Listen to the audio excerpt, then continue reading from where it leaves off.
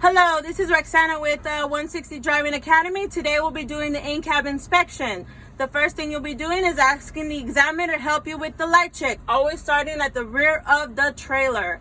Then you come to the front and make sure your hood is closed and latched properly, because just in case you pulled part A. Then you come in the truck using your 3 points of contact. Okay, once you get in here, make sure you point to everything and perform everything. Don't just act it out. Make sure you perform everything. Now, the first thing it is the seatbelt. It's properly mounted and secured. It's not cut, torn, or frayed. And it latches properly. Okay? The next thing it is the safety equipment. The fire extinguisher will always be on the driver's side, on the bottom, on the floor. Make sure you say it is properly mounted, secured, fully charged, and properly rated. Make sure you look at it and touch it. Now you go towards the back and say my 3 red reflective triangles are properly mounted and secured. Okay? Then you come over here and say your spare fuses and relays are available. Then you will start a safe start. Make sure that your vehicle is in neutral before cranking. After you crank the vehicle, you'll look for the ABS light to come on and off. You say that, then you do it. It's in neutral. Hold in your clutch, hold in your brake, then you turn on your truck. Then you say that your ABS light came on and off. ABS came on and off. Okay? Then you will go into your windows and mirrors.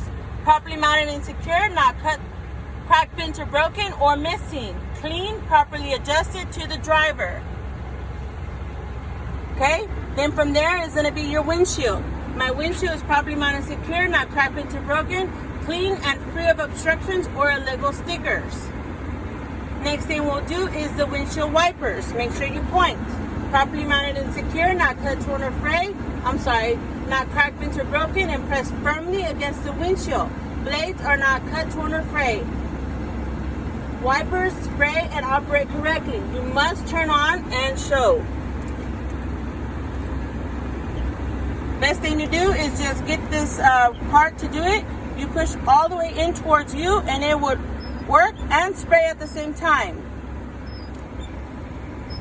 That way you don't have to worry about it turning off on its own. So the next thing we'll do is the indicators. Turn on the lights. Then you'll do your headlights. Check that the high and low beam are working. Right here, it's right there. So you push towards you, okay? Then the next thing you do is the 4-way hazard lights. Make sure that they are working properly. Right there. You point to it as well. Make sure you turn them off. Then your left and right turning signals, indicators work. Now you will go into your oil pressure gauge. Your oil pressure gauge rises to the normal operating range. Your water temperature gauge rises to the normal operating range. Your voltage meter, which will be here, it shows that the alternator is charging correctly between 12 to 14 volts. Your depth gauge, which will always look like this, must have at least 1/8 of tank. Now, your air pressure gauges, primary and secondary. Usually I have an F or an R for front and rear, or 1 and 2 for 1 is primary, 2 is secondary. Or I have an S and a P. So you can study those on each truck, because each truck is different.